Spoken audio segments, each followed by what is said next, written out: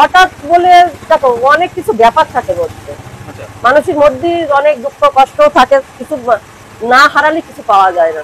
কিছু হারাইনি, ধাক্কা খেয়েছি, হারানোর কিছু নেই আমার।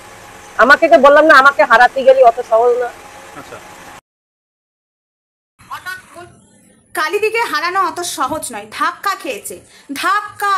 বোন নতুন হোটেল খোলাতে কালিদি ধাক্কা খেয়ে রেস্টুরেন্ট খুলে ফেলেছে, বুঝেছ? কালিদিকে হারানো অত সহজ না, বুঝেছ বন্ধুরা? হাই ফ্রেন্ডস, রোস্টার সোমাতে তোমাদেরকে স্বাগত, অনেক অনেক ভালোবাসা।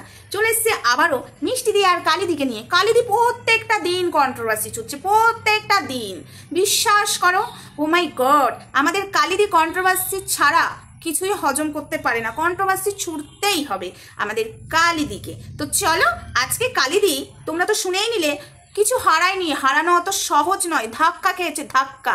বোনকে মাত্র 300 টাকা দিয়ে ভেবেছিল বাসনও মাজিয়ে ফেলবে, রান্নাও করে ফেলবে। বোন যে মাইনে, সেই বিষয়টা নিয়ে আমি বলবো আজকে সোমা ওয়ার্ল্ডে। সেটা তো ওই চ্যানেলটা নজর রাখতে হবে, সেটাতে অনেক কিছু ধামাকাদার আছে।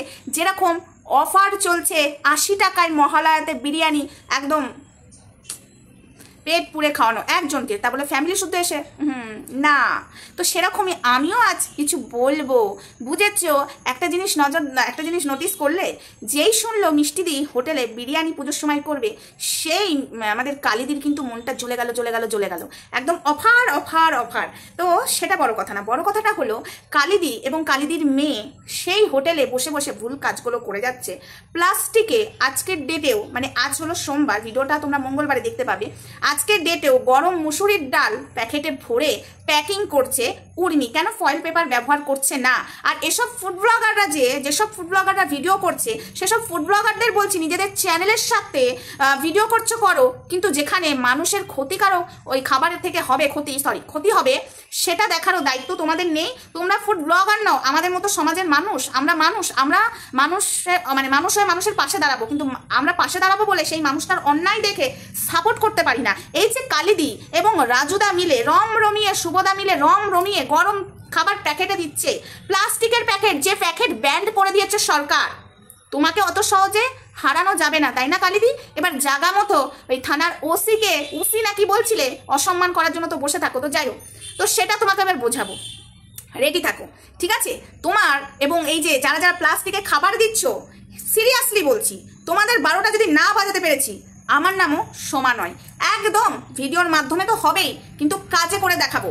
যেভাবে হোটেলে প্লাস্টিক খাবার দেওয়া হচ্ছে, অবশ্যই মিডিয়াকে ডেকে, ঠিক আছে, মিডিয়া ডেকে একদম নিউজ চ্যানেলে, একদম পেপারে, খবরে, সব জায়গা দেখাবো তোমরা কি করছো। সরকার যেখানে ব্যান করে দিয়েছে প্লাস্টিকে খাবার দেওয়া, সেই প্লাস্টিকে গরম ডাল, গরম ভাত, কেউ দিচ্ছে গরম ঘুগনি, কেউ দিচ্ছে গরম লুচি। তো ফয়েল পেপার তোমাদের ব্যবহার করতে খুব কষ্ট হচ্ছে, কেননা তোমরা পয়সা ইনকাম করতে বসেছো, মানুষের ভালো মন্দটা দেখতে বসনি। ওই তেলের মধ্যে টিকটিকি পড়ে গেলেও সেই টিকটিকিটা ফেলে সেই তেলে পকোড়া বলো এবং লুচি বলো, যাই হলো, ওটা ভেজে খাইয়ে দেবে। আরে ভাই, আমাদের পয়সা নিয়ে দরকার, মানুষের ওই কাস্টমারের পেট খারাপ হলো না মরে গেল, সেটা তাদের ব্যক্তিগত ব্যাপার, সেটাই হচ্ছে তোমাদের অবস্থা।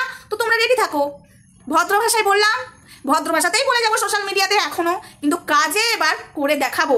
রাজুদা, কালিদি এবং শুভদা এবং যারা প্লাস্টিকে খাবার দিচ্ছ, একদম রেডি হয়ে যাও পেছনে বাঁশ খাওয়ার জন্য। পয়সা ইনকাম করতে বসেছো না?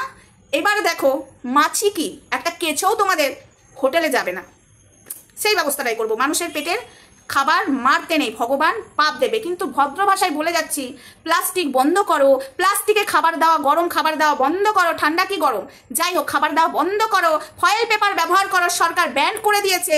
তোমরা শুনবে না, ওটা ক্যান্সারে পরিণত হতে পারে। আর প্লাস্টিকের জিনিস খুব ভালো নয়, কারণ যেসব প্লাস্টিক দিয়ে প্লাস্টিক তৈরি হয়, খুবই খারাপ, কারখানাগুলো তো দেখেছি। তাই তোমরা যখন শুনবে না, আমাদেরকে সঠিক পথটা বেছে নিতে হবে। এতদিন মুখে বলছিলাম, কাজে করে দেখাবো, ঠিক আছে?